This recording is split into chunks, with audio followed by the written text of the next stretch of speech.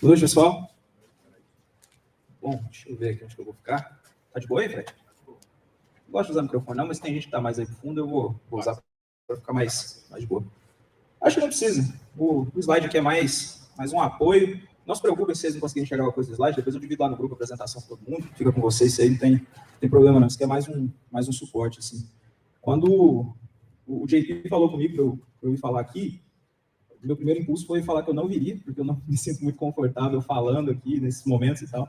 Mas, ao mesmo tempo, eu achei muito legal que o Uber Hub está começando um capítulo de produto, é um negócio que eu sempre senti falta que existisse, achava que era um movimento natural, mas mesmo movimentos naturais exigem esforços de algumas pessoas. E aí, quando eu vi que o Fred, o Tyro, os meninos estavam fazendo, aí o JP me chamou, eu falei, cara, eu vou lá. E aí eu lembro quando ele me chamou, ele falou, ó, pode falar o que você quiser lá e tal. Aí eu, cara, eu sou uma pessoa de design, né? Daí eu fico meio na dúvida se eu levo um tema mais ligado a design, se eu levo um tema mais ligado a produto. Eu, cara, leva o que você quiser. Daí eu falei, beleza, vou tentar levar alguma coisa que, obviamente, vai vir do ponto de vista de uma pessoa de design, mas que, de alguma forma, sirva também para pessoas de produto, para pessoas de tecnologia.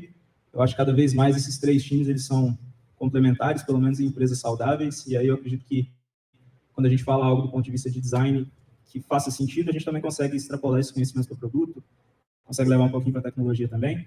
E aí eu tive pensando muito sobre o que eu estou vivendo agora. Vocês vão ver que tem muito a ver com um momento que eu estou passando aí no trabalho, no desafio. E aí eu quis trazer algo sobre design systems, né? E o tema hoje é que os design systems são legais, mas eles não vão fazer tudo por você. E ainda bem. Mas antes, deixa eu me apresentar, não que isso importe tanto assim. Sou o Thales Guimarães, tem 10 anos que eu estou aqui em Uberlândia, e esses 10 anos eu estou trabalhando com design praticamente. Eu vim para Uberlândia para estudar na FEELT, o Tyro era da minha turma, inclusive, mas ele não me viu muito por lá, não. Acho que ninguém viu. Passei muito pouco tempo por lá e logo falei, cara, isso aqui não é para mim. Saí de lá, acho que 2014, 13 para 14 mais ou menos, e aí resolvi que eu queria estudar design. Acho que foi uma decisão que mudou minha vida, com certeza. Até porque quando você olha para trás, ali, você falar de em 2014, você tomar uma decisão de sair de uma faculdade federal de engenharia para estudar design, acho que tinha outra magnitude em relação ao que tem hoje. Os graus de prestígio de mercados eram diferentes, assim, virtualmente não existia um mercado de design e menos ainda um mercado de produtos. Então, quando você falava de estudar design na época, você estava falando de uma agência, você estava falando de estourando ali, se fosse muito digital, você ia fazer sites, né? E aí, as coisas foram se ajeitando, eu acabei para uma agência que tinha um setor de UX antes de UX existir, tive muita sorte, trabalhei com gente muito boa, muita gente me pegou ali pela mão e me ensinou a ir para essa área. Eu estou na Stone, não sei quantos conhecem, essa empresa da maquininha de cartão de crédito verde, é uma divisão que a gente está criando agora, que é uma divisão de serviços, né? A gente já tinha lá dois grandes times, que era o time de core, de adquirência, né? Que tem muito a ver com o que a Stone faz nos últimos anos, que é os times relacionados ao produto da maquininha, e também tinha o time de banking relacionado a tudo da conta, que também é um produto forte que a Stone tem trabalhado.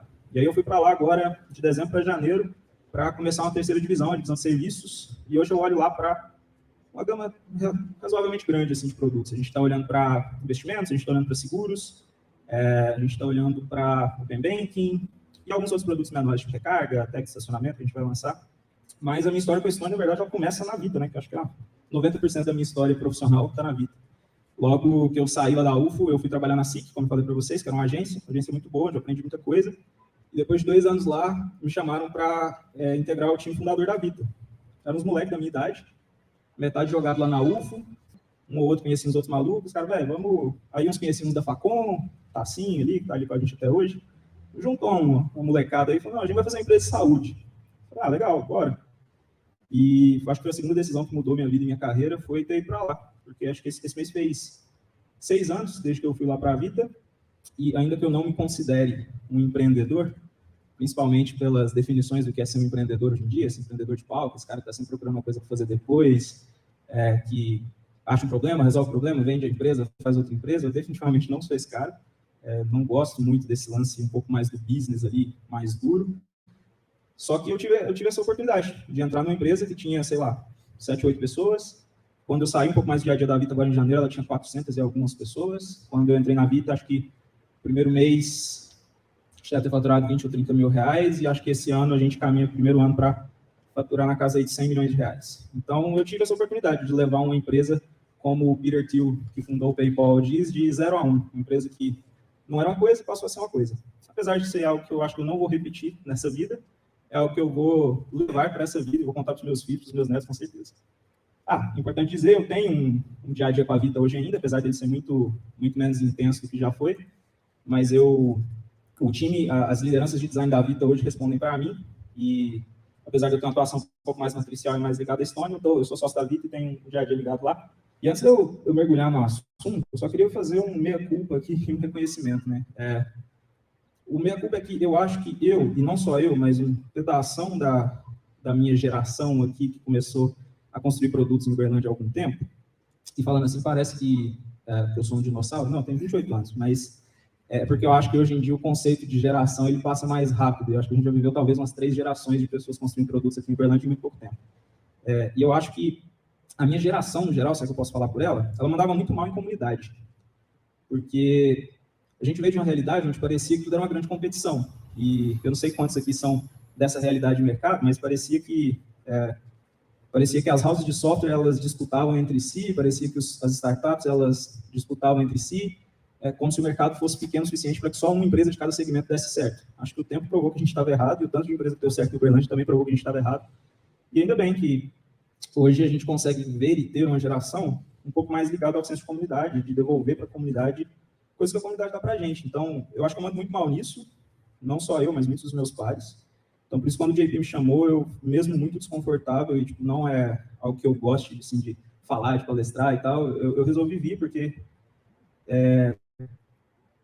eu devo muito a essa comunidade, mesmo que um pedação dela não existia quando a gente começou, mas o senso de comunidade sempre existiu, e ainda que a gente mandasse mal, as pessoas estavam aqui, foi aqui com pessoas de Uberlândia que a gente construiu nossos produtos, nossas empresas e tal. Então, eu fico muito honrado de poder estar hoje aqui, ver tanta gente nova, a gente está começando empresas que eu talvez nem conheça.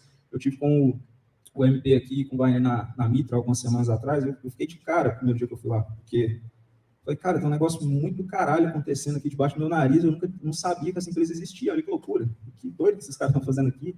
E, cara, uma puta estrutura, aqui na Ásia também, cheguei aqui hoje, fiquei de cara, falei, mano, que louco o que o nosso mercado já é hoje, sabe? Então, eu queria fazer esse meia-culpa, me comprometer a tentar ajudar mais esse capítulo aqui e também fazer um reconhecimento, né? Hoje é impressionante, a gente viaja muito, por conta da Estônia principalmente, e, cara, onde você chega, é muito difícil eu falar que eu trabalho com produto em algum lugar do Brasil, falo de produto de tecnologia, que não tem alguma pessoa para vir me falar de Uberhub, da comunidade de Uberlândia, direto ou indiretamente. Falar assim, tipo, nossa, cara, essa é uma comunidade muito legal lá, né? E é muito legal ver o quanto ela é reconhecida. E é sempre importante reconhecer os pais e as mães corretos da criança, né? Porque depois que o filho está bonito, aparece um monte de pai. Mas eu vejo que o Uberhub hoje é muito forte por causa de gente que trabalha há bastante tempo, quando não era nada, e que a gente tem verdadeiros assets aqui, caras que tipo, fazem um trabalho que dá muito trabalho. E é legal a gente reconhecer isso por isso, né? Porque a comunidade é alguma coisa, é um pouquinho do trabalho de todo mundo e muito do trabalho de alguns. Então, caras tipo Ferdinando, Fredinho agora também capitaneando aqui o lance de produto e tudo mais, dá trabalho pra caramba, e acho que todo mundo tem trabalho pra caramba fora da comunidade, então é muito legal o que esses caras fazem. E eu só queria fazer esse reconhecimento antes de começar. Mas vamos lá, o tema, né? Eu queria falar um pouco sobre design systems hoje, pessoal. Eles são a buzzword do momento, né? Mas eu vou falar um pouco sobre o que eles são, né? Acho que não é todo mundo de design aqui. A Meiuca, que é uma consultoria que é bem referência aqui no Brasil sobre design system, ela define design system como um ecossistema de bibliotecas que incluem componentes codados a partir de semânticas de design e gestão de estilo centralizado. E alguns artefatos não instaláveis tão importantes quanto guias de redação, ilustração, fotografia. É uma definição muito boa se você entende profundamente o que é um design system, e uma definição horrível se você não faz ideia do que seja um design system. Então, acho que isso aqui é muito... Adoro Meiuca, acabei de fazer um curso deles lá, mas acho que isso é muito música de músico para músico, assim. Acho que para uma pessoa que nunca ouviu falar do que é um design system, talvez isso aqui não diga nada. Então, eu também vou dar uma definição um pouco mais das ruas sobre o que eu considero que seja um design system, para que a gente também esteja sob o mesmo chão à medida que a gente for andando com o assunto. Mas o que é um design system, basicamente? É toda biblioteca componentizada igualmente entre design e código de componentes que você usa no front-end de uma aplicação. Então, toda vez que você vai desenhar as telas de um aplicativo, ou de uma aplicação web, ou whatever, a ideia é que cada vez mais você tenha entre design e código, que são fases diferentes, componentes mais espelhados. Porque a gente vem de um contexto onde toda vez que a gente desenhava uma tela, era uma vida nova para o front-end ali. Tipo, você desenhava um negócio e, cara, deixa eu ver aqui a altura que o Thales usou nesse botão aqui. 48 pixels. Legal, vamos fazer esse botão aqui. Tem 48 pixels. Esse aqui ele tem 5 pixels de arredondamento. Vamos fazer. E aí, obviamente, o que a gente percebeu foi que esse trabalho era excessivamente artesanal. E a gente começou a atacar isso componentizando. Acho que várias linguagens, frameworks de front atacam essa componentização há muito tempo. E aí a gente juntou os pontos ali na frente e falou, cara, se eu componentizo essa parada no front para eu ter uma bibliotequinha ali de coisas que eu vou arrastando e soltando para ser mais fácil construir as minhas telas, por que eu não espelho isso do lado das ferramentas de design também? Porque aí o trabalho fica mais fácil. Eu vou desenhar e vou codificar dentro do mesmo cercadinho. E, basicamente, design systems são isso. Mas eu estou chamando aqui de design systems de uma buzzword, né? De uma palavra da moda ou de um assunto que todo mundo no meio de design parece estar falando ultimamente. Mas é importante falar, antes de eu contar um pouco da minha história com a aplicação de um design system, que o design system ele não é a primeira buzzword do mercado de design. Pelo contrário, eu não sei se em produto é assim, se em tecnologia é assim, acho que tecnologia é um pouquinho. Mas em design a gente vive quase de buzzword em buzzword. Assim, parece que alguém se reúne nas big techs dos Estados Unidos, se reúne dia 31 de dezembro e dia 1º de dezembro, 1º de janeiro eles soltam qual vai ser a palavra que vai todo mundo começar a falar e discutir no LinkedIn. E em design, assim, a cada 2 anos rola uma dessa. Se você, por exemplo, fez uma startup no começo dos anos 2010 e você não tinha uma parede de vidro com post-its coloridos para fazer mecânicas de design thinking, você fez sua startup errado, provavelmente, porque design thinking era a moda. Está voltando agora, porque toda moda é cíclica, né? A de roupa, a de tecnologia, a de design também. Design thinking está voltando com tudo aí. É tipo vestido preto. Depois ali, 2012, 2014, cara, gamificação. Eu vivi o começo disso. A galera queria gamificar a conta de celular da Algar Telecom. Mano. Falei, cara, calma, não é assim. E, por último, acho que todo mundo que está aqui talvez tenha vivido um pouco dela. O research foi uma grande buzzword, né? Todo mundo um dia acordou e falou, pô, precisa ter um time de pesquisa aqui. E o que eu gostaria de falar sobre buzzwords é que elas não são necessariamente ruins. Por exemplo, é ruim ter um time de research? Pelo contrário, eu acho que hoje virou muito comum e a gente vai falar mais disso. O problema é que eu vejo que essas buzzwords, elas são nada mais do que ferramentas. Você, como uma pessoa de design ou como uma pessoa de produto, você aprende métodos, técnicas e compõe uma caixa de ferramentas para que você use nos momentos em que faça sentido. O problema dessas grandes buzzwords é que elas meio que viram, aparentemente, a única ferramenta que existe. E elas podem trazer o vício de você querer resolver todos os problemas do mundo usando uma ferramenta só, ou de você querer bater um prego usando uma chave de fenda, para fazer a analogia. Então, pô, eu tenho problema com research? Nem a pau. Tem problema com design system? De forma alguma. Tem problema com design thinking? Tem um pouquinho, mas não vou falar sobre isso para vocês não ficarem putos comigo. Mas eu preciso deixar definido aqui, os design systems são animais, eu não sou contra a existência deles. E demais, se você trabalha em uma empresa ou que ela é drivada por produto ou por tecnologia, eu não escrevi aqui, mas acho que por tecnologia também, é muito provável que você deveria ter um design system e tratá-lo como um produto da sua stack, porque isso é o ponto 1 de ter todos os design systems. Então, agora que eu já convenci vocês que eu não tenho problema nenhum com design system, eu vou começar a contar uma história que desemboca no que eu queria dividir com vocês aqui. Como eu contei para vocês, de dezembro para janeiro, eu fui movido da Vita, que era a empresa que eu fiz nos últimos 6 anos, para a Stone, que foi a empresa que comprou a minha empresa. Então, eu fiz essa movimentação, e meu primeiro desafio, quando eu fui para o time da Stone, era criar uma plataforma para vender seguros no app da Stone. Por que isso foi para mim? Porque seguros era algo da Vita, né? A Vita fazia seguros, e a Stone comprou a Vita, e aí a gente foi colocar seguros dentro do app da Stone, porque seguros essencialmente era Vita. Então, eu era uma pessoa que tinha ali um certo contexto sobre o produto. E foi, como eu brinco, assim, foi a minha primeira missão na nave-mãe, né? Eu fui para lá, tremendo, e fui o responsável por tocar todo o processo de desenhar seguros ali, os primeiros produtos de seguros. E aí, interessante dividir com vocês sobre um pouco do que era o processo de product design na Vita. Valeu, Fred, eu precisar. Eu vou só dividir um pouco com vocês como era e as diferenças e tal, para vocês me seguirem na linha de raciocínio. Na Vita, a gente tem um stack de mais ou menos 5 produtos hoje. A maioria deles é interno, só para vocês entenderem, a gente tem uma operação de saúde relativamente extensa entre equipe de saúde que atende pelo WhatsApp e médicos que atendem. Então, a gente tem que ter alguns produtos internos, um CRM, um prontuário médico, uma plataforma de telemedicina, e tudo que era core a gente escolheu fazer proprietário. Então, a gente tem essa stack relativamente grande de produtos internos. A gente não tinha design system, não tem design system, então a linguagem dos produtos ela é muito guiada pelo framework que a gente escolheu utilizar. Então, como a gente desenvolveu produtos diferentes em momentos diferentes, vamos supor, eu estava fazendo lá o meu CRM, aí a gente escolheu utilizar Vue com Materialize porque seria mais rápido. Então, o Vision, que é esse produto, ele tem uma linguagem Material Design. Mas as linguagens, elas não são equalizadas entre os produtos na Vita. A gente tem produtos diferentes com linguagens diferentes. E a gente tem os arquivos e os times de design centralizados no Figma. Quando eu fui para a Stone, A stack tem algumas dezenas de produtos, eu não sei quantos exatamente ainda, na maioria deles para clientes, então B2C, na verdade B2B2C, né, porque a Estônia ela atende empresas, mas são microempresas, então na maioria das vezes são quase indivíduos ali que lidam com a gente. São empreendedores individuais, empresas muito pequenas e tal.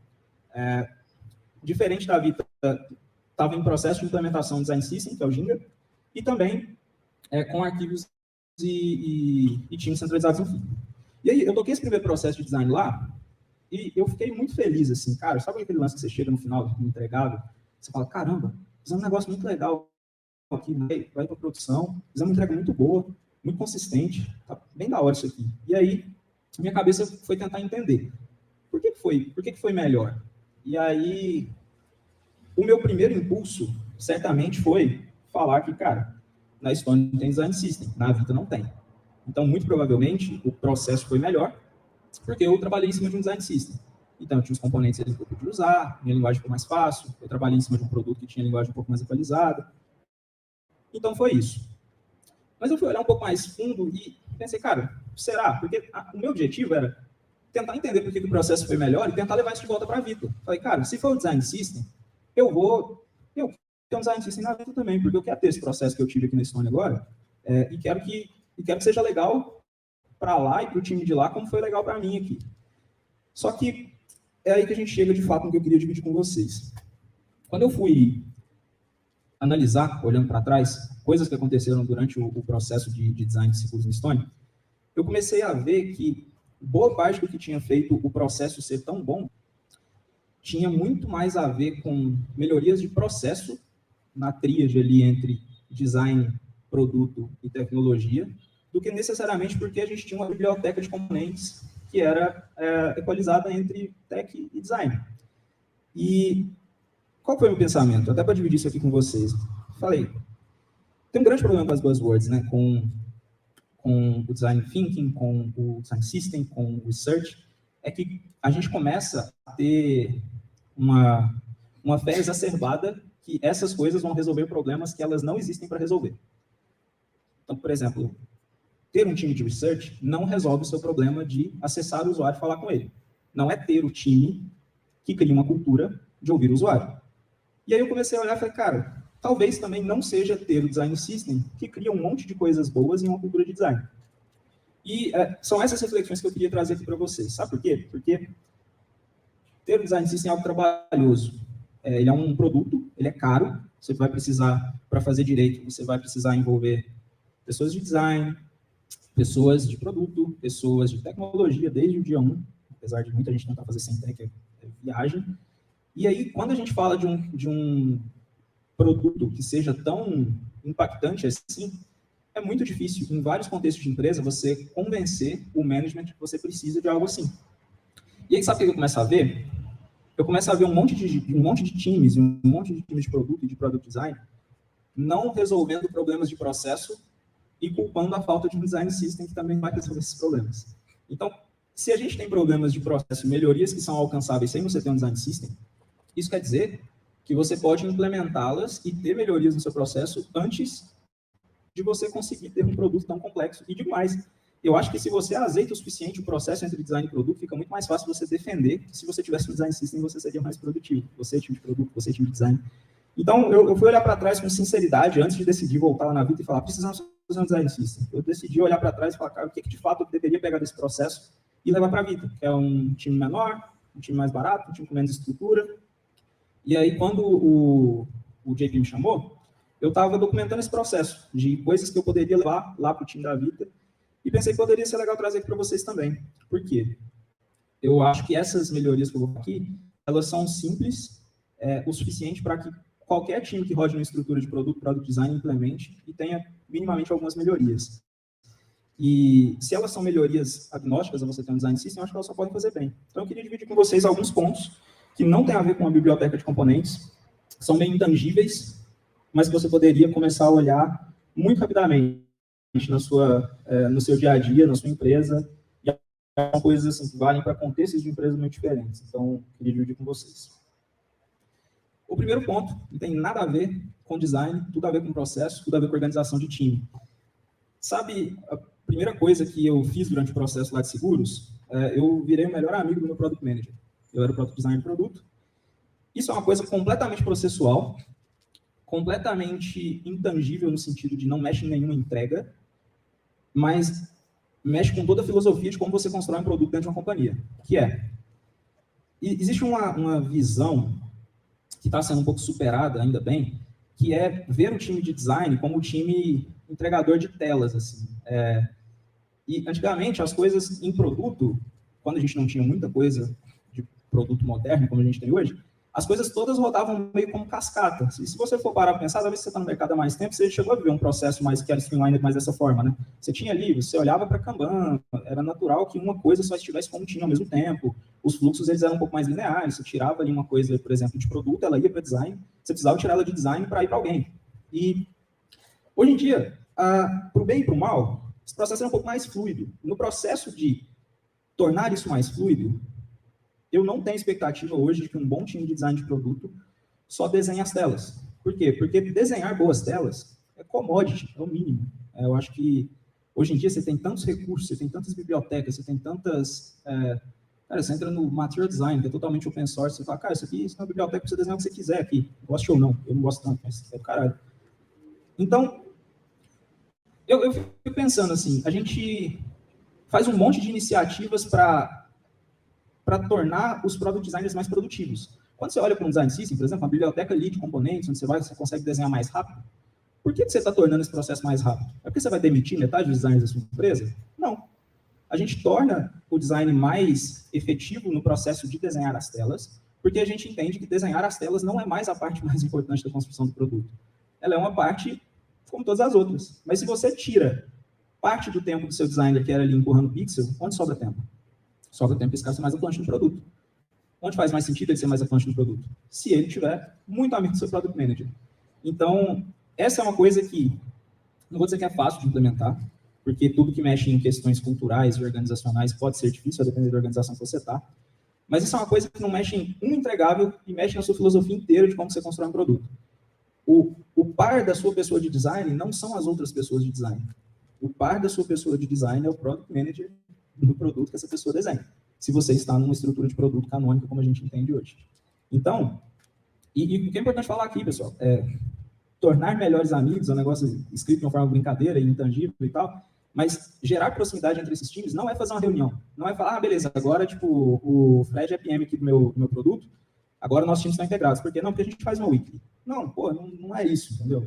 A proximidade é colocar designers e PMs num pé de igualdade no processo de descoberta dos problemas. É entender que, cada vez mais, bons designers, eles são product managers visuais. Eles são pessoas que atuam tão ativamente na construção dos produtos e na resolução de problemas que design se torna muito mais uma linguagem, uma ferramenta da caixa, do que necessariamente tudo que essa pessoa faz.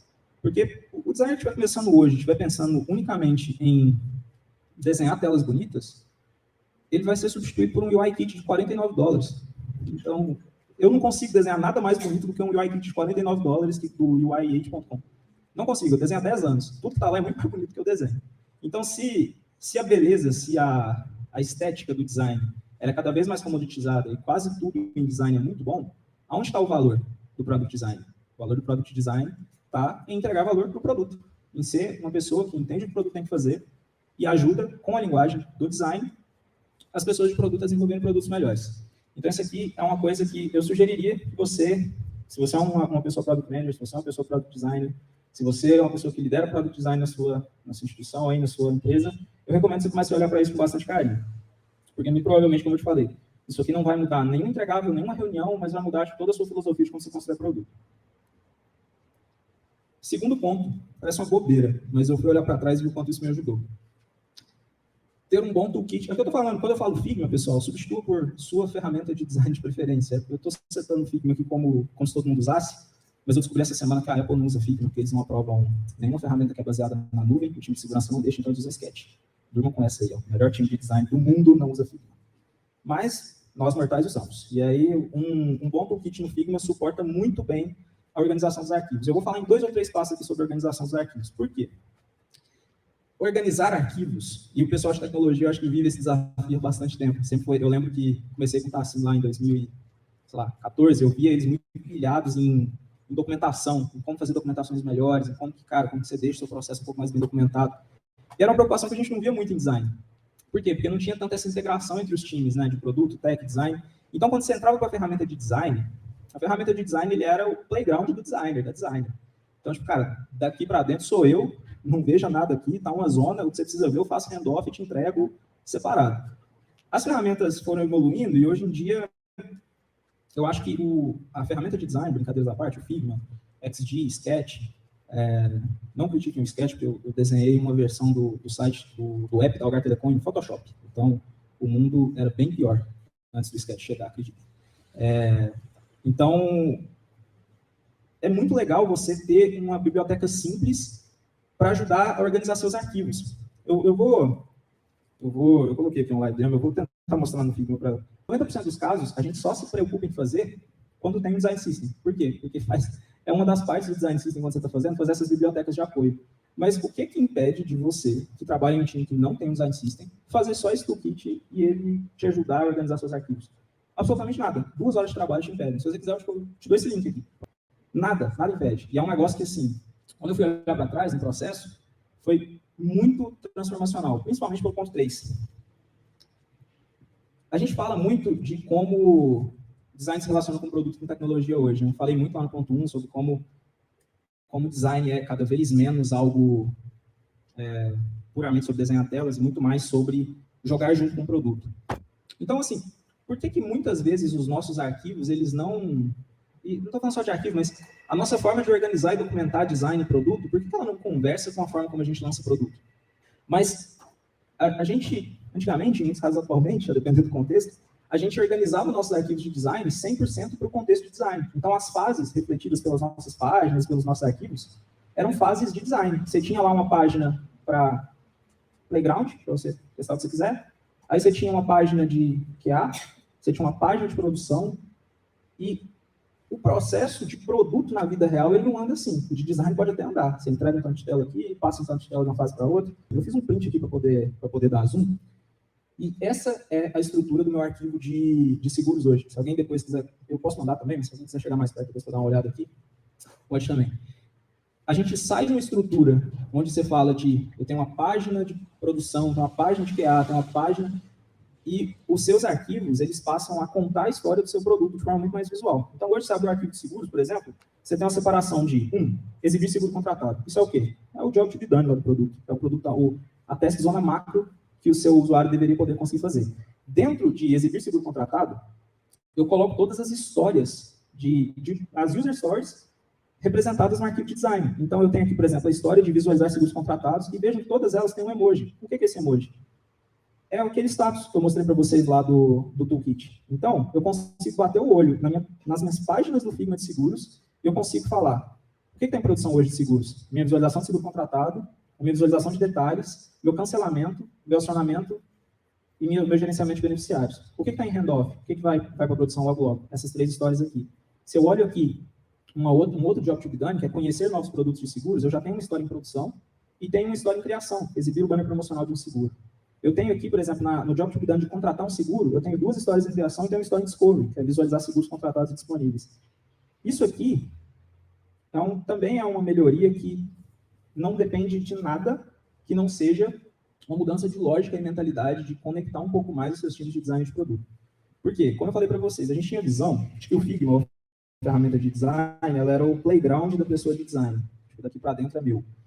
Só que a mesma preocupação que Tech tinha lá 10 anos atrás, assim, cara, como é que eu vou documentar meu código? Ela está vindo agora com como é que eu vou documentar meu design.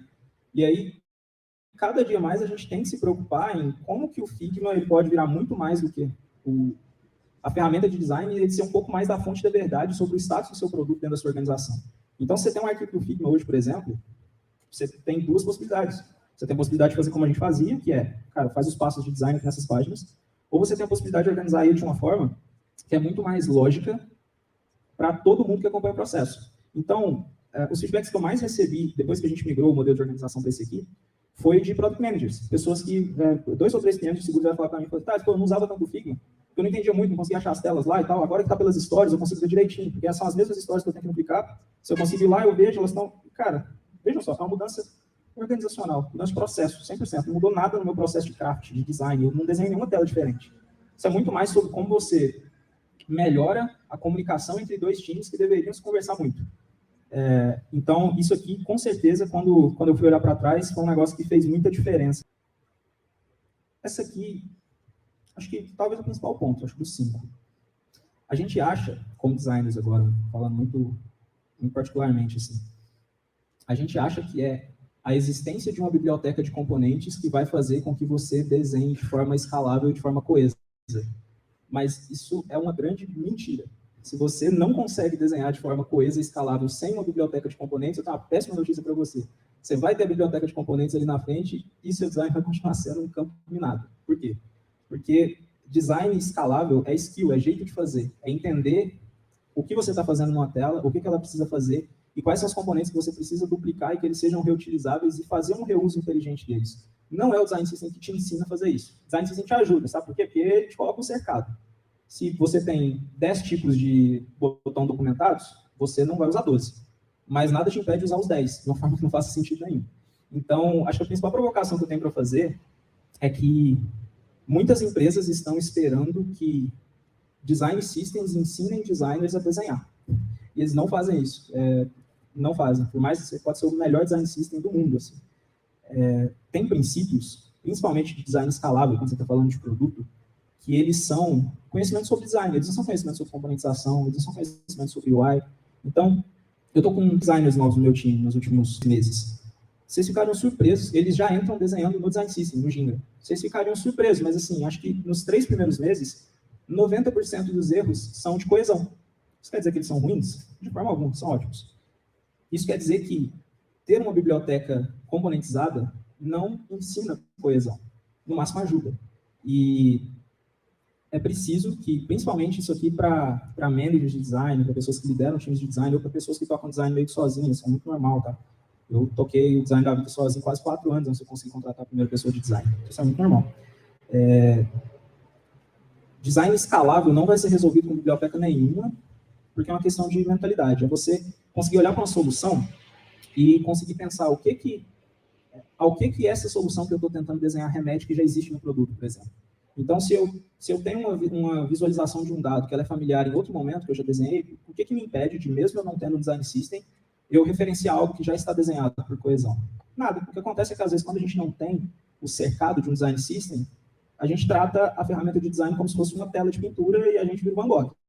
Entendeu? Então, tipo, cara, eu vou desenhar na mão livre aqui, eu vou fazer um botão redondo, um com gradiente, E desculpa dar essa péssima notícia, mas você colocar o melhor design system na sua empresa amanhã e o seu processo de design hoje, se não tiver nenhuma coesão, o seu problema não vai ser resolvido, porque você está buscando a resolução de um problema que a ferramenta não veio para resolver.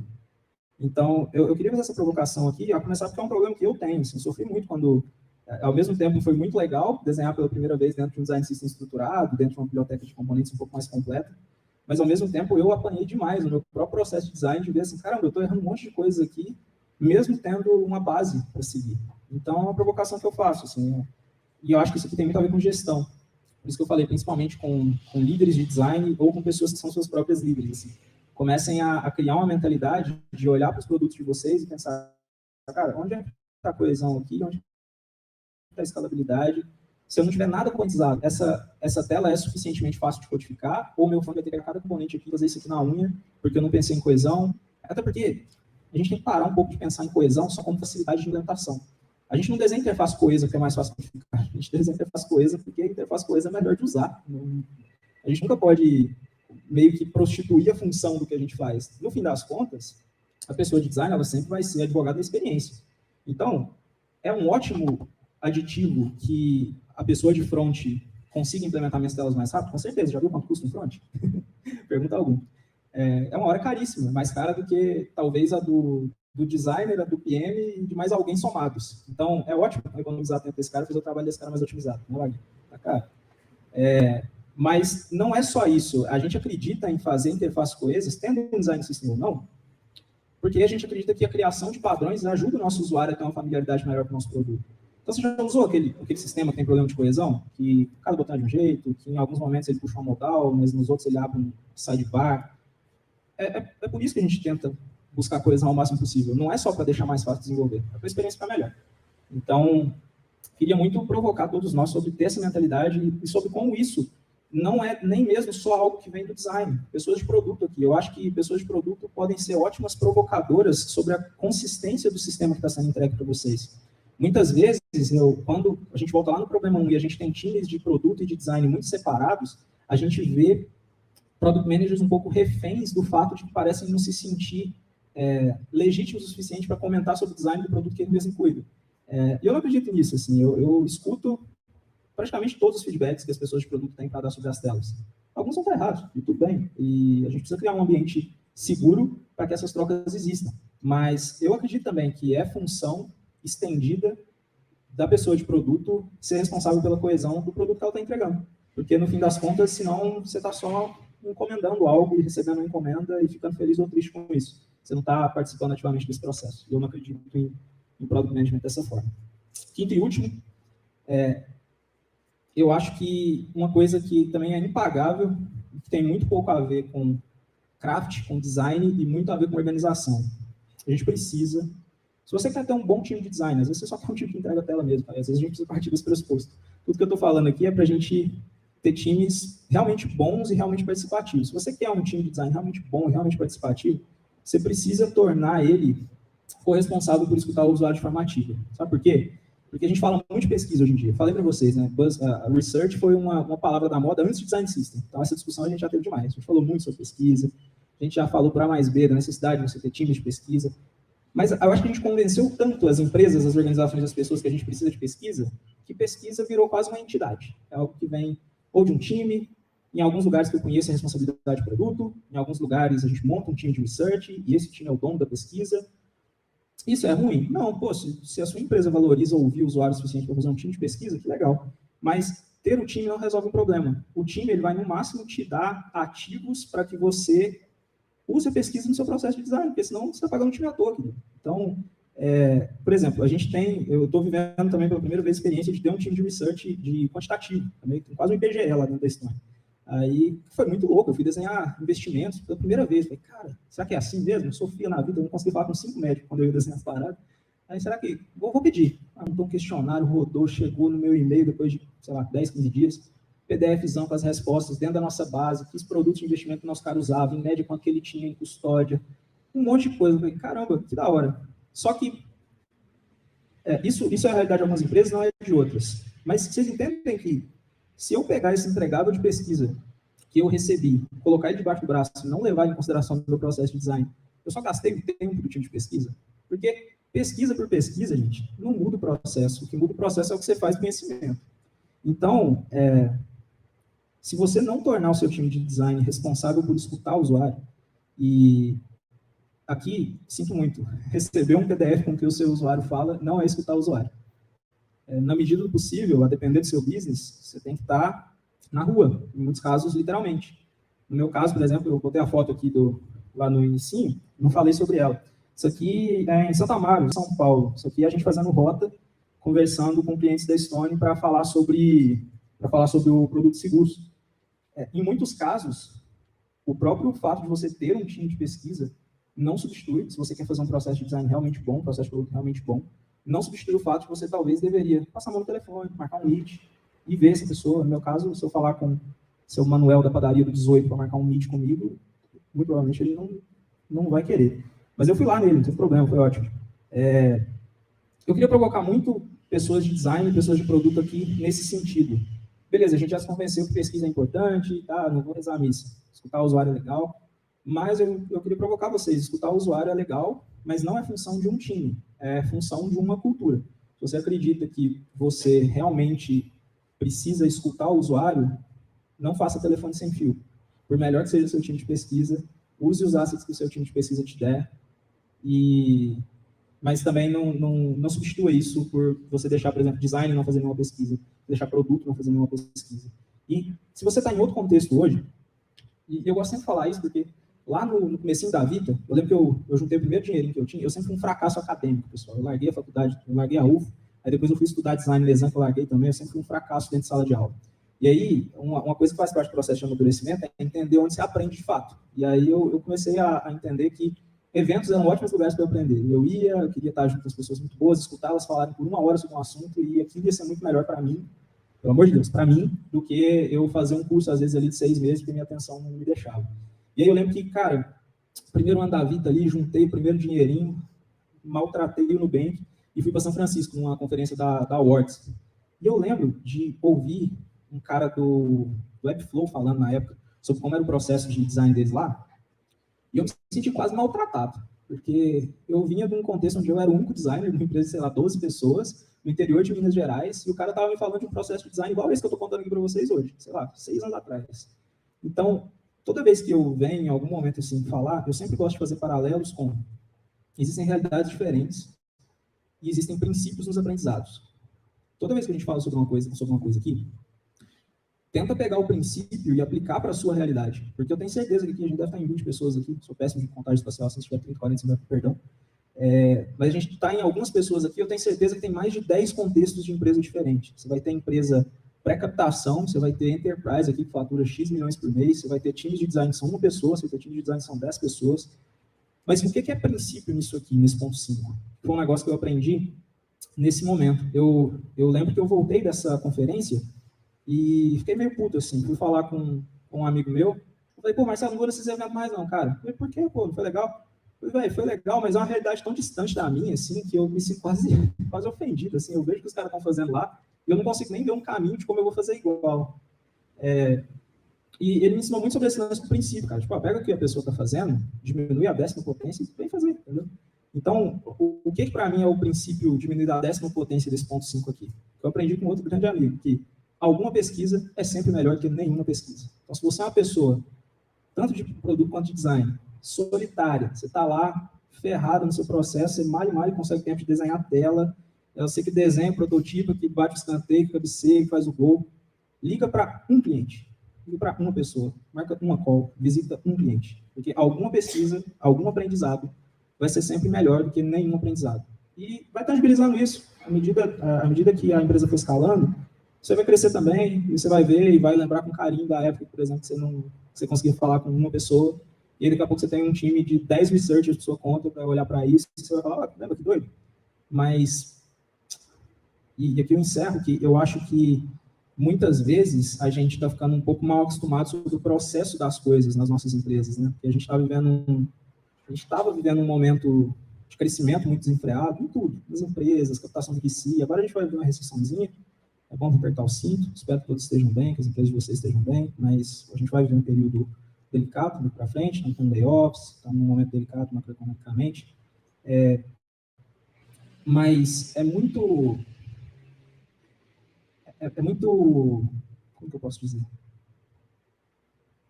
É muito importante a gente não deixar de valorizar o processo das coisas. Assim. Eu acho que a gente viveu durante algum tempo tempos fáceis, agora vão vir tempos difíceis. Geralmente, quando vem tempos fáceis, tem aquela máxima, né, que torna as pessoas um pouco mais moles. Talvez a gente seja um pouco mole sobre o processo das coisas. E aí eu vejo, por exemplo, que eu dou bastante consultoria, e aí eu falo às vezes com pessoas de design que estão em empresas pré-seed, Series A ali, que não tem uma grana tão legal ainda, e eles batem na primeira parede, que é, cara, queria fazer research, mas queria fazer de que forma? Da forma mais cara e legal possível, que é, tipo, queria ter um time. Como é que você não consegue bancar um time?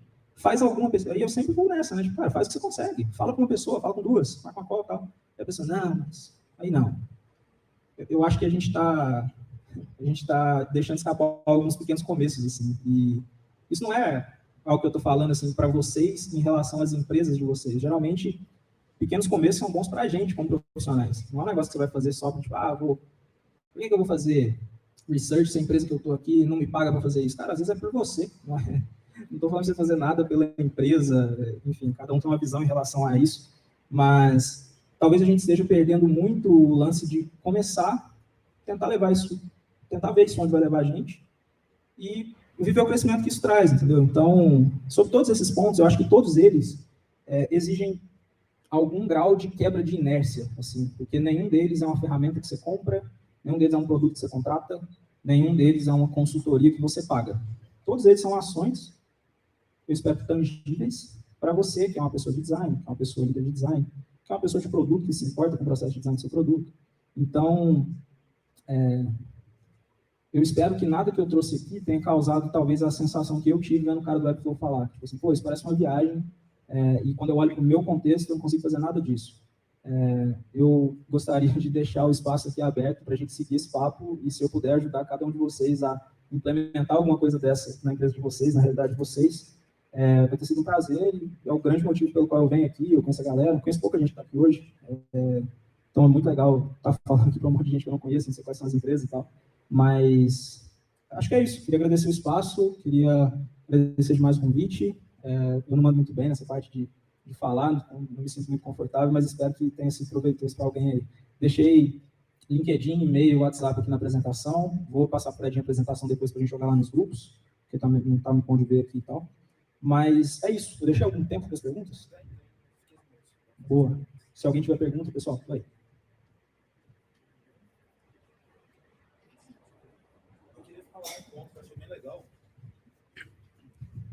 De uma visão de Product Manager. O Ponton, cara, para mim é sensacional. E acho que tudo que relaciona a parte do produto com o designer. Altas vezes eu já com o X, com o Y, cara, qual que é a tela? Onde que ela está? O Dev é a mesma coisa. E assim, se a gente quer ser responsável por um produto, a gente tem que entender tudo do produto. Eu acho que você trouxe esse ponto que o time estar alinhado é primordial para as coisas funcionarem. A comunicação vai fluir, vai evitar atrito, as entregas vão ser mais rápidas, vai economizar tempo. Então, assim, sensacional, cara. Para mim, foi o melhor meetup de todos, sabe, disparado. Parabéns, Sarzinho. Obrigado. Galera, mais alguém tem alguma pergunta? Falei bastante aqui, eu sei que tem chopp ali no fundo. Ah, tá com fio d'água. Tá de boa? Beleza.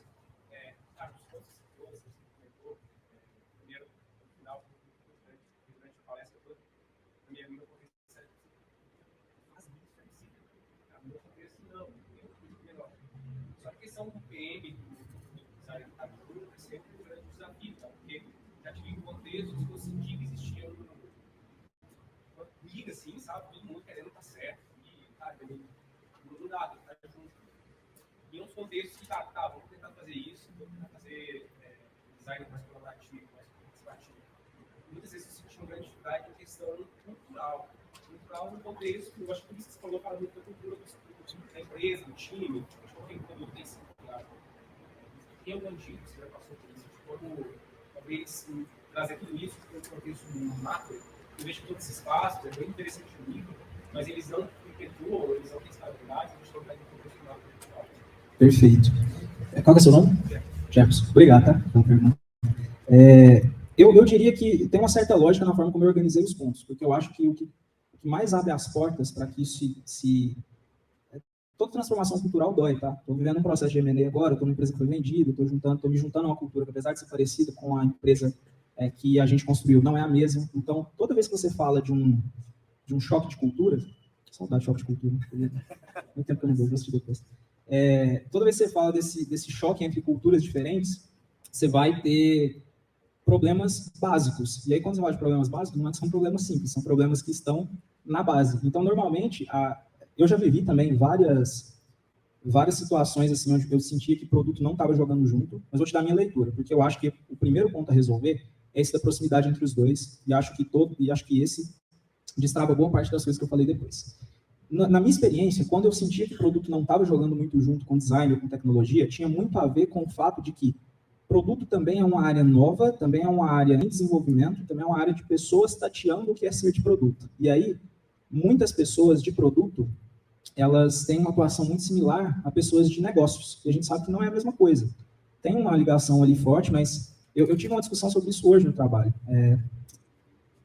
Da mesma forma que o time de design ele tem que fazer um certo escudo para não atender a qualquer coisa que chega como demanda, o time de product também tem que desenvolver esse escudo. Com a diferença de quem é o stakeholder, quem demanda produto, às vezes é o CEO da empresa. Então, o time de negócio chega, vamos falar, por exemplo, de uma empresa que tem uma solução que ela é B2B, ela vende para empresas. Nesse tipo de empresa, por exemplo, o time comercial tem uma força gigantesca sobre o roadmap. E tem, porque muitas vezes o time de produto está em processo de amadurecimento também. Então, a minha dica principal seria entender o momento do time de produto, e eu acho que todos os pontos que eu trouxe aqui, como eu te falei, são do ponto de vista de uma pessoa de design. Então, todos eles exigem um certo passo à frente, que eu estou esperando da pessoa de design aqui. Mas pontos culturais, eles nunca vão ser resolvidos de forma unilateral. Eu acho que faz parte da sua função e de querer ter um bom time, você dar um passo, apresentar, falar com a sua pessoa de produto, falar, ó, eu acredito que por isso e isso a gente não está jogando tão junto, e eu acredito que por X, Y, Z a gente deveria jogar junto, porque a gente vai fazer um time melhor. Mas, essencialmente, o que infelizmente eu aprendi é que se você está num lugar onde pontos de cultura são excessivamente refratários aos seus, e só você vai dar os passos para resolver, muito provavelmente você vai se desgastar o suficiente para não querer estar nesse lugar no longo prazo. Então, eu acho que tudo que eu falei aqui fala de primeiros passos. Normalmente, quando você tem primeiros passos, você está num lugar onde, por exemplo, a pessoa de produto tem um entendimento similar ao seu. Vocês vão começar a jogar mais junto e você vai conseguir ter um pouco mais de abertura para começar a fazer essas outras coisas. Mas se você sentir que não, algumas questões de cultura elas são um pouco mais difíceis. E aí você vai ter que analisar o seu contexto e ver o que você pode fazer. Em alguns lugares, por exemplo, você vai poder escalar esse problema. Em alguns casos, você vai poder fazer outras medidas para tentar juntar esses dois times. Eu gosto muito de ter uma certa política de boa vizinhança quando a gente está tendo algum problema entre times, assim, de comunicação, alguma coisa assim. Então, uma coisa que sempre funcionou na minha experiência é, tipo, cara, dá um boi ali, tipo, entendeu? Analisa, por exemplo, vê um problema que o produto está tendo e gasta um tempo com um entregável de design fora do seu escopo para poder resolver um problema de produto. Às vezes a gente abre portas assim, às vezes a gente abre portas com conversas, às vezes a gente não abre portas, e aí é duro mesmo, mas infelizmente, como eu te falei, se a coisa fica extremamente unilateral, às vezes só vai gerar desgaste para você. Então, foi importante a sua pergunta para vocês também, no geral, entenderem que vários dos pontos que a gente falou aqui, eles tratam de cultura e eles não são simples ou automáticos de fazer. Não é porque você vai, sou head de design aqui da empresa XYZ amanhã. Você vai levantar numa reunião amanhã e falar, então, a partir de semana que vem, os PMs vão entrar na planning. Às vezes um cara de negócio vai estar para você, o que você fumou? Não. Então, assim, todas as coisas exigem um certo tato, exigem um certo tempo. A minha dica prática tenta entender algo que você poderia entregar como política de boa vizinhança para esse time que não está jogando tão junto. Porque, infelizmente ou felizmente, é um jogo um pouco político nesse caso. Então, apesar disso parecer meio bosta, quando você tem um time que deveria estar jogando junto com você, de fato jogando junto com você, isso facilita tanto o seu processo de trabalho, que às vezes você vai se perguntar, cara, por que eu não dei esse passo antes? Entendeu? Por que às vezes eu não... por que eu não puxei? E todas essas coisas aqui foram coisas que eu puxei ou que puxaram e eu adotei. Mas várias delas foram extremamente problemáticas até serem implementadas. E provavelmente, nas empresas de alguns de vocês aqui, não vão ser todas que vão rolar de forma muito automática. O que eu posso dizer é que, saindo do outro lado do rio, o valor que esses pontos entregam é muito interessante. Então, assim, a vida profissional, à medida que você vai se seniorizando, ela, para mim, vai se tornando muito mais sobre quais brigas você deveria comprar, porque alguma briga vai ter que ser comprada. Eu acho que essas 5 aqui são boas brigas. Não quer dizer que você vai vencer as 5, mas acho que tem jeito de você fazer as 5 serem vencidas, e se você conseguir fazer, seu processo entre design e produto vai estar tão melhor no final, que vai melhorar todo o seu fluxo de trabalho. Então, são coisas que, na minha visão, vale a pena. Oi, bem, você. Primeiro, eu gostaria de agradecer. Você trouxe aquilo que a gente fala de básico sem ser simples, como você trouxe o problema da base. Obrigado. E eu acho que eu não preciso diminuir a 10ª potência, porque você trouxe uma clareza assim, tão real, que estava todo mundo olhando, hipnotizado, assim, que você estava trazendo. E você, ao final, ainda disse, gente, eu não sou muito bom com as palavras, eu fiquei pensando em se ele fosse, né? O que seria? Então, primeiramente, gostaria de agradecer Obrigado. mesmo por partilhar. Quero usar na 10ª potência, na 1000ª também. E, no final, foi algo, assim, formidável quando você trouxe. Pessoal, a gente precisa aproveitar a jornada. Você fechou agora a resposta para o Jefferson, dizendo, Jefferson, importa se você vai abrir, importa se não. E é uma jornada. Nós estamos colocando tribos diferentes no mesmo lugar para construir um produto que vai resolver o problema de alguém. Nada mais justo do que respeitar a jornada. Então, só queria agradecer. Com certeza. Não tinha nenhuma dúvida que era um material. Né?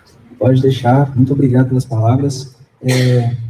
Lá na Ação a gente tem um valor que é o Enjoy the Ride. Eu sou meio contra essas paradas meio corporativas de postar no LinkedIn, mas quando eu vi esse lá, eu identifiquei bastante, assim, que é um negócio que a gente sempre falou na vida, né? A gente, às vezes, esquece o lance de que no andar de construir os produtos que a gente acredita, a gente vai construir nossa vida e nossa carreira também. Então, eu entrei na vida com 19 anos, 20 anos, sei lá, e durante o andar de construir a vida, eu me casei, alguns tiveram filhos, outros casaram também, fui padrinho de casamento de alguns, uns compraram casa, uns compraram apartamentos, compraram carro, e às vezes a gente fica tão bitolado em algumas paradas do trabalho, que a gente não para perceber um pouco dessas coisas também, né? No fim das contas, se você for olhar para esses pontos aqui, tudo desemboca um pouco no que eu falei. Se você for olhar bem fundo ali, no fim é sobre como você torna uma parte do seu trabalho mais prazerosa, e prazerosa no sentido de,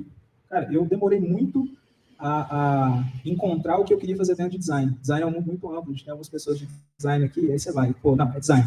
Aí você começa a desenhar marca. Você fala, cara, eu sou muito ruim em marca, não é isso. Aí você vai desenhar mídia social, pô, também não é isso. Cara, até eu encontrar produto e falar um negócio que clicou, eu falo, caramba, é isso aqui. É um negócio que, assim, não é tão artístico, porque eu não sou bom nisso, mas não é tão técnico quanto codificar. Então, cara, quando eu encontrei isso, foi um negócio que, foi, igual eu falei, foram duas decisões aqui que mudaram a minha vida. E no fim das contas, se a gente acredita, como pessoas de design, como pessoas de produto, que construir produtos e experiências muito boas é a forma como a gente mostra a nossa missão e como a nossa vocação que você vai fazer no mundo, esses pontos aqui são de processo, já falei, são coisas assim, para tornar o seu trabalho mais cheio de sentido, entendeu? Então, como eu falei, eu acredito que cada caso vai ser um caso, mas acho que os princípios de como eu faço para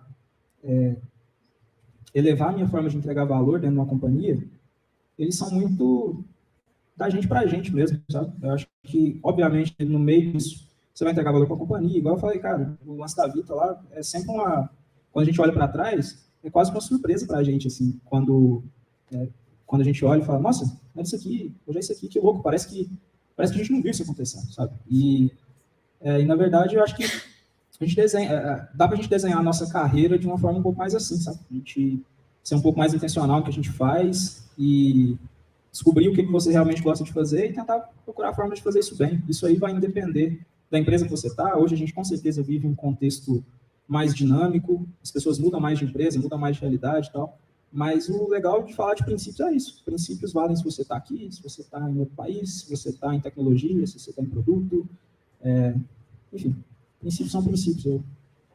Pode falar. Você falou sobre esse momento que a gente está saindo, né, de crescimento, e nele a gente tem um monte de propostas, um monte de lugares. E a pergunta que eu quero fazer talvez não é tão conectada com design, mas um pouco mais sobre carreira. E a pergunta é, por que tanto tempo assim na Vita? Você recebeu outras propostas, o que te fez acreditar na empresa? E poxa, para esse momento de crescimento, a gente recebe várias propostas, como eu disse, e por que acreditar na Vita especificamente? Como foi isso para você? Você recebeu outras propostas? Cara, se eu soubesse te explicar por que eu sempre fiquei, não teria sido tão mágico, o fato que eu sempre fiquei. Mas, sim, recebi muitas propostas, muito menos do que talvez um designer em ascensão hoje receba, porque o mercado é diferente. Mas, por exemplo, o mercado é muito engraçado, muito cíclico, né? Por exemplo, eu tinha no meu LinkedIn que eu era partner da Vita, e essa é uma posição de sócio, e eu tinha lá que eu era head designer também. Quando eu deixei de assinar como partner da Vita e coloquei que eu era lead product designer da história, que é o que eu sou hoje, eu sou muito ruim com o LinkedIn, com esse negócio de título lá, mas é o que eu faço hoje, na prática, começou a pipocar de consultoria de RH, me ligando, me chamando, e aumentou muito agora. Mas eu não ligo muito para essas coisas, mas eu entendo que é muito relevante e vou te explicar por que eu fiquei, assim. Acho que foi um conjunto muito grande de duas coisas. Eu fui para a Vita num momento muito bom, que era todo mundo muito imbuído do que queria fazer, então parecia muito pouco trabalho. Era tipo 10 moleques da minha idade, com 20 e pouquíssimos anos. A gente tinha uma casa ali na Avenida do Venerável, no sítio Uberlândia, ali perto do Caraíba, que nem a Bits de escritório tinha, era uma casa. E a gente literalmente vivia lá. Eu levei meu computador para lá, tinha umas mesas de trabalho, tinha um lugar que a gente dormia. Nós éramos todos muito amigos, tanto que eu tenho 3 padrinhos de casamento que são meus sócios. Por que você fica? Por um misto das duas coisas. Eu acreditava no que eu estava fazendo. Acho que um misto de 3 coisas. Eu acreditava no que eu estava fazendo, acredito até hoje. Acreditava com quem eu estava fazendo, que é mais importante do que o que você está fazendo. Com esses caras e com essas minas, uma turma que é minha sócia hoje, a gente brinca, cara, se fosse para eu fazer um supermercado para hamster, eu faria com essa galera. Então é muito mais sobre com quem que eu sou do que, assim, de fato, gosto muito de trabalhar com as pessoas com o meu trabalho. E o terceiro ponto é que, assim, a Vita foi encontrando formas de nos valorizar à medida que a Vita crescia. Então sempre também tem um give back do lado da empresa. É o mesmo give back que se eu tivesse ficado pulando de empresa em empresa nos últimos 6 anos? Com certeza não, porque são games diferentes, né? Você tem um game de longo prazo e tem um game de curto prazo. Se você quiser brincar o game de curto prazo, ou quiser, por exemplo, dobrar o salário que eu tenho na Estônia hoje em 6 meses? Dá. Você pega uma vaga de fora, fiz entrevista para fora do país, uma época e tal. Não vou mentir para você de falar que eu nunca pensei em sair. Cara, pensei várias vezes. Assim, acho que a coisa mais comum de você empreender uma empresa é você ficar puto e querer sair. Mas a segunda mais comum é você engolir que você tá puto e ficar. Então, minha história foi muito assim, cara. Eu recebi várias propostas para lugares que eu tinha muita vontade, inclusive de trabalhar. Eu lembro que talvez a que mais me balançou foi 3 meses antes de casar, eu recebi uma proposta para ir trabalhar no que ainda era Softbox, que hoje é a Luiza Labs. E era uma proposta muito agressiva financeiramente, e era para fazer um negócio muito legal, que eles tinham várias coisas, eles eram house de software, então eles tinham vários projetos, e aí o Ricardo queria transformar 3 daqueles projetos em produtos. E aí ele queria que eu fosse para lá, trabalhar junto com ele para transformar eles em produtos. E aí o que é mais legal é isso, você olha para trás, se eu tivesse tomado essa decisão, teria uma dado mais certo que a outra? Não sei. O Ricardo tá lá, velho, fez mais 4 empresas, tá bombando, o cara é bom pra caralho, é um empreendedor em série que eu não sou. Eu podia estar diferente hoje? Podia, mas a graça da vida é essa, cara. Cada vez que você pisa uma borboleta, tinha 1000 coisas que poderiam ser diferentes. Então, se você for pilhar muito nisso, como eu te falei, eu não consigo explicar muito bem porque eu fiquei, mas eu sempre fiquei. Mas, cara, vem muito de você, assim, tem muito a ver com o que eu posso te dizer, assim, como conselho de carreira tente entender o que sempre vem por trás do número. Uma proposta de salário, ela nunca é só uma proposta, assim. Você está trabalhando numa empresa, você está trabalhando com pessoas. Então, se a primeira coisa que chama atenção numa proposta, você que está no momento de extensão, estou vendo que São Carlos super novo, se a primeira coisa que te chama atenção é o número, tá tudo bem. O número chama atenção mesmo. Eu lembro que essa proposta que eu recebi para ir para a Softbox, não vou falar em valores que é ético, mas era 2 ponto alguma coisa vezes o meu salário. Era quase 3 vezes o meu salário. E eu não fui. Imagina explicar isso para sua noiva, 3 meses antes de casar, porque ganhar 3 vezes mais, você não foi. Ia pagar a festa, não. Mas você tem que sempre olhar por trás do número. Se a primeira coisa que chama atenção é o número, beleza. Olha o que vem de trás dele. Isso tem a ver com 2 coisas, né? Tem a ver primeiro com o perfil. Tem gente que não é longo prazista, e isso não é certo ou errado. É o perfil. Tem gente que... eu conheço caras que fizeram carreiras animais, assim, ficando 2, 3 anos em cada lugar. Eu não conheço ninguém que fez carreiras muito legais, ficando 3, 6 meses em cada lugar. Então, já tem uma diferença ali de tempo. Tá tudo bem você mudar de empresa, mas olha pro time. Eu não vou falar que, tipo assim, eu não contrato designer que ficou 3 meses no lugar. Não, contrato sim, porque às vezes o cara entrou no lugar era uma bosta, o cara teve uma experiência horrível, mas eu vou atrás de entender. Agora, seja crítico para além do dinheiro. Tenta olhar, cara, você gosta do problema que aquela empresa resolve? Porque foi a coisa que me fez não ir para essa proposta na época. Eu fui dar uma olhada melhor nos produtos e eu gostava menos deles do que eu fazia. É um negócio de saúde, que isso foi identificado. Na nossa função, ser apaixonado pelo problema é muito importante. E não é todo problema que te apaixona. Salário, cara, é um negócio que fala assim, 3 meses você acostuma. Você pode deduplicar seu salário. Dinheiro que cai na conta, meu querido, em 3, 6 meses, quando muito, você acostuma que ele está caindo lá e ele não é suficiente para te segurar num lugar que você acha uma bosta. E aí é pior. Você vai ter feito todo mundo, às vezes você vai sair de um lugar que você gostava. E acho que muitas houses de software fizeram isso com desenvolvedores de Uberlândia. Enganarem redes, às vezes, um pouco sobre o valor deles. Hoje isso não rola tanto mais assim, mas eu via que, às vezes, aquelas houses que eram muito baseadas em projeto, você não precisava falar com ninguém da house para saber quando ela tinha pego um projeto novo. Porque ela saía rapelando o mercado aí, pegando que ganhava de 3 mil reais, oferecendo salário de 6. E aí, sabe o que acontecia? O cara ia ganhar 6, o projeto acabava uma hora. O cara que achava que valia 6 e que ninguém pagava. O problema é que em tech, por exemplo, foi virar uma mesa de poker. E aí esse cara que saiu para ganhar 6, aí depois de 3 meses ele sai para ganhar 9. Aí depois ele sai para ganhar 12. Ele sai para ganhar 15. Esse mercado ainda não quebrou. Não sei se vai quebrar. Para mim, eu já chutei muito sobre a quebra desse mercado, para mim já tinha que ter quebrado. Mas não estou dizendo, acho que não posso falar muito sobre o mercado de tech e de contratação. Então. Mas se eu puder dizer 2 coisas assim, para você olhar para a sua carreira. Olha para além da proposta, vê se você gosta do que você vai fazer, vê se você gosta do time. E aí, retomando o que eu ia falar, que meu raciocínio é um pouco linear às vezes, o que me faria sair da Estônia, talvez, pensando ano que vem, daqui 2 anos e tal, seria trabalhar ou, de preferência as 2 coisas, mas ou com um time muito foda, com uma pessoa que eu admiro pra caramba. Foi um dos grandes motivos que eu fui dar a vida para a Estônia, eu não tinha liderança de design na Estônia, na vida, e aí eu queria ter um líder, eu quase contratei um chefe para mim algumas vezes. Eu queria ser liderado, eu tive que ser líder muito novo, sem estar preparado para isso. E aí, agora, nesse momento, eu tenho a oportunidade de ser liderado, como eu queria, há muito tempo. Então, talvez me faria sair hoje seria trabalhar com uma pessoa muito boa ou trabalhar com um produto que eu admiro muito. Ou as 2 coisas. Mas, só para fazer um disclaimer, hoje eu falo uma posição muito privilegiada financeiramente. Eu construí uma empresa, eu tenho um exit, eu tenho uma grana, Isso me faz poder tirar dinheiro da jogada. Eu não te diria para tirar dinheiro da jogada, porque eu não... dinheiro é bem importante, sim. E se alguém tentar te convencer que não e tentar diminuir isso na equação, provavelmente essa pessoa já tem dinheiro demais. É a mesma coisa do youtuber que te fala para alugar casa, porque ele já tem 3 apartamentos. Então, hoje eu te falo que eu tiro um pouco do dinheiro da decisão. Mas eu caminhei durante muito tempo sem poder. Então, olha para um conjunto dessas coisas e vê o pacote que parece um pouco mais acessível. Assim. Só posso te dizer que salário ruim a gente melhora. Agora, cultura ruim, time ruim, produto ruim, meu amigo, sozinho você não vai conseguir melhorar. Em 3 meses você vai estar achando sua vida uma bosta, ganhando 15 mil reais. Então, olharia assim, não sair por causa disso. Eu acho que a Vita me bonificou de forma muito mais lenta, mas de forma constante. Por isso são games diferentes, entendeu? É um jogo de longo prazo versus um jogo de curto prazo. Não tem certo nem errado. Eu joguei o de longo prazo, porque tem a ver comigo também. Eu sou mais assim. Eu nunca... eu brinco assim, cara, se fosse eu sair da Vita para a Estônia agora, eu já estou pensando o que eu vou fazer nos próximos 5 anos na Estônia. Assim. Eu sou um cara bem antigo nesse sentido, que hoje em dia isso não é muito comum. Mas tem muito a ver comigo. Às vezes, se você for uma pessoa boa, que precisa de um shift de contexto mais rápido, para você... Porque tem cara que é assim também. Eu já conheci cara que se ele fica 2, 3 anos no mesmo lugar e não muda o contexto, fica louco, começar a entregar mal. Se for assim, tá tudo bem, velho. Muda de empresa. Tenta sempre pular de empresa legal para empresa legal. Tenta não trabalhar para não filha da puta. Tá tudo certo. Bora. Deu choque aí? Deu. Queria agradecer a sua presença, cara. Muito obrigado. Como eu falei, acho que foi o melhor que a gente teve hoje. Fera. Queria agradecer a Asa, Adriano aí, o Terra, pelo espaço. Muito obrigado.